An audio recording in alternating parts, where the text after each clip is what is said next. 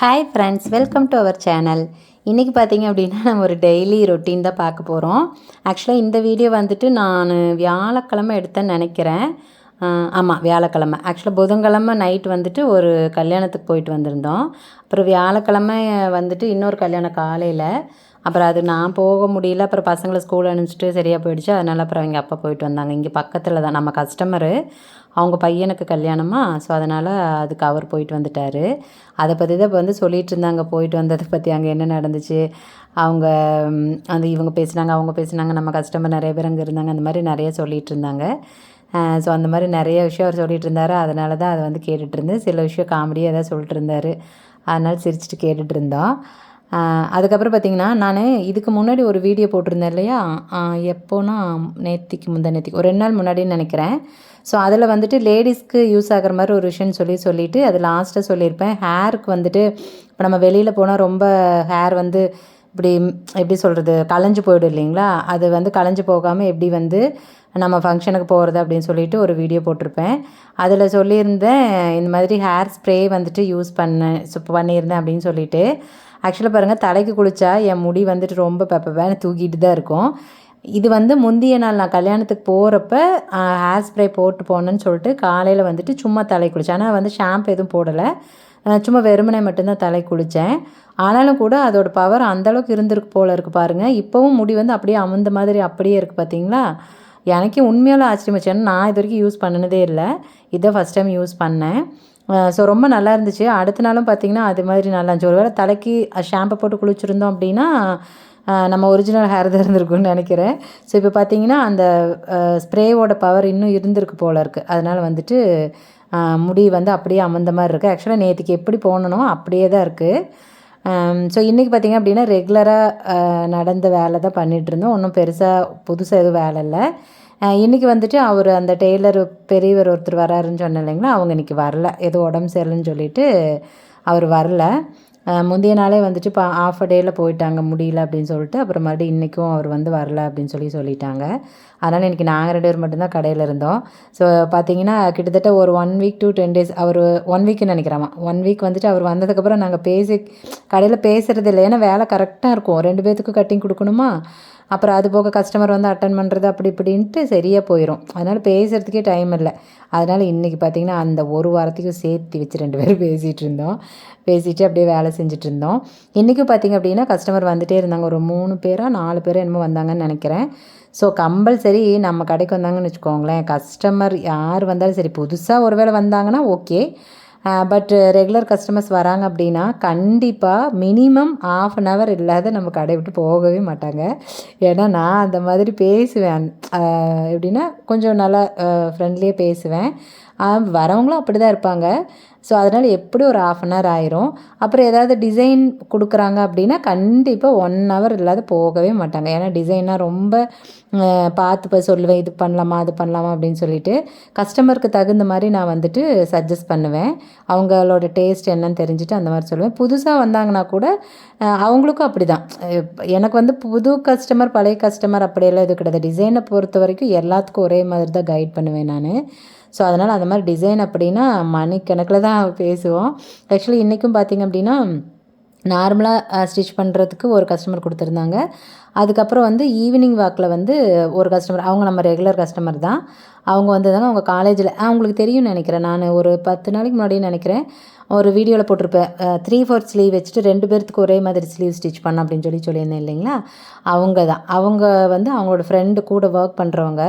அவங்க சேலத்துக்கு பக்கத்தில் கொஞ்சம் தூரமாக தான் அவங்க ஊர். அங்கேருந்து நம்மக்கிட்ட கொண்டு வந்திருந்தாங்க. ஏன்னா இவங்க போடுற எல்லா ப்ளவுஸும் நம்ம ஸ்டிச் பண்ணுறது தானே, அதனால் நல்லாயிருக்குன்னு சொல்லிட்டு கொண்டு வந்திருந்தாங்க. ட்ரையல் ப்ளவுஸ், அதாவது ஃபஸ்ட்டு ப்ளவுஸ் தான் அவங்களுக்கு. அதுவே அவங்களுக்கு வந்து நல்லா பர்ஃபெக்டாக இருந்துச்சு அப்படின்னு சொல்லிட்டு அப்புறம் இந்த தடவை இங்கேயே கொடுத்து விட்டுருந்தாங்க. அது வந்து டிசைன் வச்சு ஸ்டிச் பண்ண சொல்லியிருக்காங்க.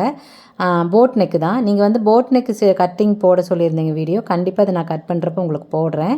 அதுபோக இன்னும் 1-2 ப்ளவுஸ் போட் நெக் இருக்குதுன்னு நினைக்கிறேன். கண்டிப்பாக நான் வந்துட்டு போட் நெக் போடுறப்ப உங்களுக்கு போடுறேன். அதே மாதிரி அடுத்தடுத்த வீடியோவில் நீங்கள் கேட்ட மாதிரி ப்ளவுஸ் கட்டிங் வந்து ரொம்ப தெளிவாகவும் வந்து நான் போட்டிருக்கேன். கண்டிப்பாக வரும் அந்த வீடியோவும்.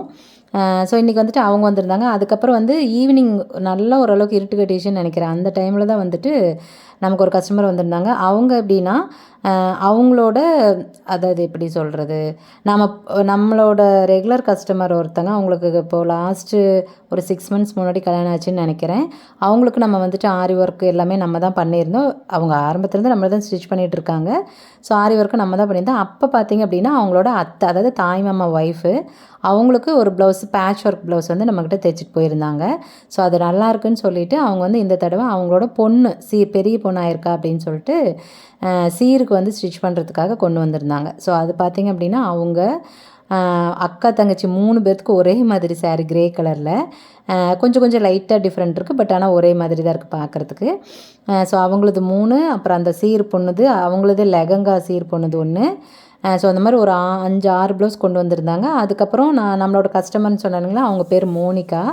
அவங்க சாரியை அடுத்த நாள் கொண்டு வருவாங்க அப்படின்னு சொல்லியிருந்தாங்க. அப்புறம் சரின்னு சொல்லிட்டு அவங்க கொடுத்துட்டு, ஆக்சுவலாக நம்ம மேக்கப்பும் பண்ணுவோம். அது வந்து அவங்களுக்கு தெரியாது. ஏன்னா அந்த கல்யாணத்தப்போ பார்த்திங்கன்னா மோனிகாவே வாங்கிட்டு போயிட்டா. அவளே கொண்டு வந்து கொடுத்துட்டு அவளே வாங்கிட்டு போயிட்டா. ஸோ அவங்க அத்தை வந்து எனக்கு அவங்க கடைக்கே வரல. ஸோ என்னை அவங்க பார்க்கவும் இல்லை.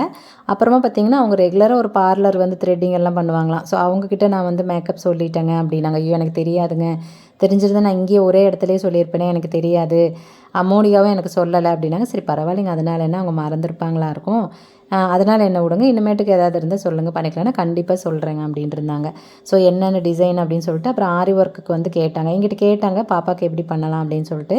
அப்புறம் நான் வந்து எப்படின்னா, எந்த ஒரு கஸ்டமராக இருந்தாலும் டக்குன்னு எடுத்தோன்னே இல்லைங்க இது பண்ணுங்கள் அது பண்ணுங்கன்னு நான் வந்து ஒரு இதாக சொல்ல மாட்டேன். ஃபஸ்ட்டு அவங்களோட ஒப்பீனியன் என்னன்னு கேட்பேன். அப்புறமா தான் நான் வந்து அவங்களுக்கு வந்து கைட் பண்ணுவேன். நான் வந்து ஃபஸ்ட்டு என்ன சொன்னேன்னா, நான் அதாவது கல்யாணமாக இருக்கட்டும், சீரர் எதுவாக இருந்தாலும் ஃபங்க்ஷன் பொண்ணுக்கு அப்படின்னா இப்போல்லாம் வந்து ஆரி ஒர்க் தாங்க ட்ரெண்டிங்காக இருக்குது. கொஞ்சம் நீட்டாகவும் இருக்கும். இப்போ ஃபோட்டோஸ் எல்லாம் எடுக்கிறீங்கன்னா அழகாக இருக்கும், நல்லாவும் இருக்கும். நீங்கள் பேட்ச் ஒர்க்கெல்லாம் வந்து அது சில்க் சாரீக்கு பேட்டர்ன் ப்ளவுஸ் எல்லாம் நான் அவ்வளோக்கா ப்ரிஃபர் பண்ண மாட்டேன். ஸோ உங்களுக்கு வந்துட்டு ஆரி ஒர்க்கு தான் என்னோட இது சஜஸ்ட் பண்ணுறேன். ஆனால் அதுக்கு உங்களோட விருப்பம் தான். உங்களுக்கு வந்துட்டு ஓகேன்னா சொல்லுங்கள். ஏன்னா சின்ன பொண்ணு தானே, இப்போ ஏஜ் அட்டன் பண்ண பொண்ணு ரொம்ப சின்ன பொண்ணு தான். அவங்க மறுபடியும் சாரீ பெருசாக கட்ட போகிறதில்ல. அதனால் அவங்களுக்கு வந்து நான் எப்போவுமே ரொம்ப இது இல்லை அது பண்ணுங்கள் இது பண்ணுங்கன்னு சொல்லவே மாட்டேன். ஸோ அந்த மாதிரி அவங்கக்கிட்ட சொன்னேன். அவங்க வந்துட்டு பரவாயில்லைங்க, அதனால் என்ன, நீங்கள் சொல்லுங்கள் நம்ம பண்ணிக்கலாம், அப்படியே பண்ணிக்கலாம் அப்படின்னாங்க. அப்புறம் சரின்னு சொல்லிட்டு சரி எந்த மாதிரி ஒர்க் பண்ணலாம் அப்படின்னு சொல்லிட்டு அவங்களுக்கு பார்டரோடு தான் ப்ளவுஸ் இருந்துச்சு. சரி அப்புறம் நான் சரி ரொம்ப ஹெவியாக பண்ண வேணாம் அப்படின்ட்டு இந்த மாதிரி ஸ்லீவ் வந்து ஹைலைட் பண்ணிவிட்டு நெக்குக்கு இந்த மாதிரி ஒர்க் கொடுத்துடலாம் அப்படிங்கிட்டு, சரி ஓகே நீங்களே பண்ணிடுங்க, இவ்வளோ ப்ரைஸ்க்குள்ளார நீங்களே பண்ணிடுங்க அப்படின்னு சொல்லியிருந்தாங்க. அப்புறம் நானும் சரி ஓரளவுக்கு லோ பட்ஜெட்லேயே பண்ணிவிடுவேன், ஏன்னா ரொம்ப ஹெவியாக வேணாம், சின்ன பொண்ணு தானே வேஸ்ட்டாக போயிடும் ப்ளவுஸ் அப்படின்ட்டு சொன்னேன். சரி ஓகே நீங்கள் பண்ணிடுங்க அப்படின்ட்டு. அப்புறம் அவங்க சிஸ்டர்ஸ் 3 பேர்த்துக்கும் ஒரே மாதிரி, மேக்ஸிமம் பார்க்குறதுக்கு ஒரே மாதிரி தான் இருக்கும் டிசைனு. ஸோ அது வந்து கொடுத்துருந்தாங்க. கொடுத்துட்டு சரின்னு கிளம்பிட்டாங்க. அப்புறம் வந்து சாரீ வந்து வேணும் இந்த மாதிரி பார்லரில் அவங்க கேட்டிருந்தாங்க அப்படின்னாங்க. சரி கொண்டு போங்க, கொண்டு போய்ட்டு ரிட்டன் எடுத்துகிட்டு வந்து கொடுத்துருங்க, ஏன்னா எனக்கு வேணும் ஆரி ஒர்க் பண்ணுறதுக்கு, எனக்கு சாரீ வேணும் அப்படிங்கிட்டு சரி கண்டிப்பாக கொண்டு வரேன் நாங்கள். இப்போ என்னென்னா அந்த சீர் பொண்ணுக்கு வந்து அளவு வேணும் இல்லைங்களா, அது சின்ன பொண்ணு இப்போ தானே பெரிய மனசி ஆயிருக்காங்க. ஸோ அவங்களுக்கு அளவு வேணும் அப்படின்ட்டு நான் கேட்டேன். அப்புறம் வந்து அவங்களோட ப்ளவுஸையே கொண்டு வந்திருந்தாங்க. அவங்க ஓரளவுக்கு பாடியாக இருக்காங்க, அவங்களோட ப்ளவுஸே கொண்டு வந்திருந்தாங்க. பாப்பாவுக்கு இது ஓரளவு கரெக்டாக இருக்குங்க. இந்த மாதிரி அளவுகள் வந்து பாடிக்கிட்டேயும் இடுப்புக்கிட்டேயும் மட்டும் அவங்க எடுத்துகிட்டு வந்திருந்தாங்க, மீதி எந்த அளவும் இல்லை. அப்புறம் நான் வந்துட்டு சரி ஃபஸ்ட்டு ஓகேன்னு சொல்லியிருந்தேன். அப்புறம் கடைசியாக தான் வந்து லெகங்கா மறந்துட்டாங்களாம், கடைசியாக தான் லெகங்கா எடுத்து கொடுத்தாங்க. அப்புறம் தான் எனக்கு வந்து தோணுச்சு, சரி வேண்டாம், நம்ம அளவை எக்ஸாக்டாக இல்லாமல் ஸ்டிச் பண்ணி கொடுத்து பொண்ணும் இங்கே வராது கண்டிப்பாக, அவங்க வெளியில் கூப்பிட்டு வர மாட்டாங்க. அப்புறம் சீர் இன்னும் ஒரு 4-5 நாள் தான் இருக்குது, டைம் ரொம்ப கம்மியான டைமில் தான் இருக்குது.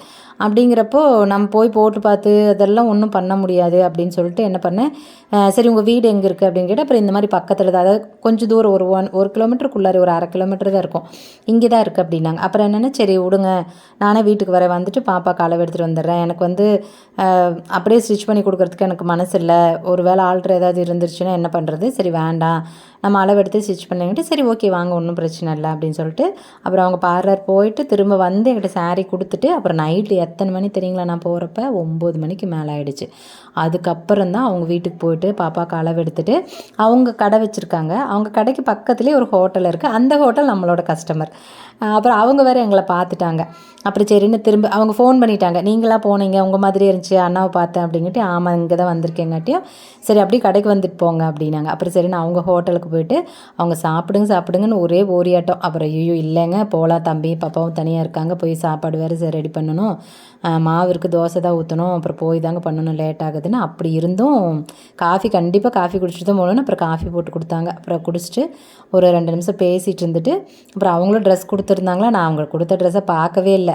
அப்புறம் சரி நீங்கள் பாருங்கக்கா, பார்த்துட்டு அதுவே ஸ்டிச் பண்ணலாமா இல்லை வேறு ப்ளவுஸ் எடுத்துக்கலாமான்னு பார்த்துட்டு சொல்லுங்கக்கா, அப்புறம் எடுத்துக்கலாம் அப்படின்னாங்க. சரி ஓகே அப்படின்னு சொல்லிட்டு அப்புறம் பேசிவிட்டு திரும்ப வீட்டுக்கு வந்துட்டோம். வீட்டுக்கு வரப்போ கிட்டத்தட்ட மணி ஒரு 10 மணி பக்கம் ஆகிடுச்சு, 9:45 அந்த 10 மணி பக்கம் ஆகிடுச்சு. ஸோ வந்துட்டு அதுக்கப்புறம் தான் நாங்கள் வந்து தோசை சுட்டு சாப்பிட்டு அதுக்கப்புறம் தான் படுத்தோம். அப்புறம் இன்றைக்கி ரொம்ப ரொம்ப முக்கியமான இதை சொல்ல மறந்துட்டேன் பாருங்கள். இதுக்கு தான் மெயினாக வந்து சொல்லணும்னு நினச்சா மறந்துட்டேன். ஆக்சுவலாக என்னென்னா நம்ம வந்து நைட்டி வந்து ஸ்டிச் பண்ணி கொடுத்துட்ருக்கோம், அதாவது அளவு எடுத்து ஸ்டிச் பண்ணி கொடுத்துட்ருக்கோம். நம்மக்கிட்ட வந்து ப்யூர் காட்டன் மெட்டீரியல் நைட்டி தான் இருக்குது, பீஸ் தான் இருக்குது. இன்றைக்கி நம்மளோட சப்ஸ்கிரைபர் ஒருத்தங்க, அவங்க பேர் சுகந்தி, பெரம்பலூரில் இருந்துட்டு 2 நைட்டி வந்து ஆர்டர் கொடுத்துருந்தாங்க. எனக்கு ஏதோ ஒரு வீடியோலேயே வந்துட்டு கமெண்ட் பண்ணியிருந்தாங்க நைட்டி வேணும் அப்படின்ட்டு. நான் சரி வாட்ஸ்அப் பண்ணுங்கள் அப்படின்ட்டு இருந்தேன். அப்புறம் 2-3 நாள் கழித்து தான் வாட்ஸ்அப் பண்ணியிருந்தாங்க. ஸோ அதுக்கப்புறம் எனக்கு உண்மையாக ஏன்னா இதுக்கு முன்னாடி நான் 1-2 வந்து இந்த மாதிரி எப்படி சொல்கிறது வேணும்னே பண்ணுற அந்த எப்படி சொல்கிறது நமக்கு வாட்ஸ்அப்பெல்லாம் தேவையில்லாத அன்னோன் இது மெசேஜில் வரும் இல்லைங்களா, அந்த மாதிரிலே நான் வந்து ஃபேஸ் பண்ணியிருக்கேன். அதனால் நான் இப்படியா தான் யாரோவா இருக்குமோ அப்படிங்கிற மாதிரி நினச்சிட்டு இருந்தேன். அப்புறம் பார்த்தா ஏன்னா அவங்க பேர் அந்த வாட்ஸ்அப்பில் வந்த பேர் ஒரு ஜென்ஸ் பேர் தான். மேபி அது அவங்க வீட்டில் சிஸ்டர் பிரதர் யாராவது இருக்கலாம், இல்லை ஹஸ்பண்டாக கூட இருக்கலாம், எனக்கு தெரியல.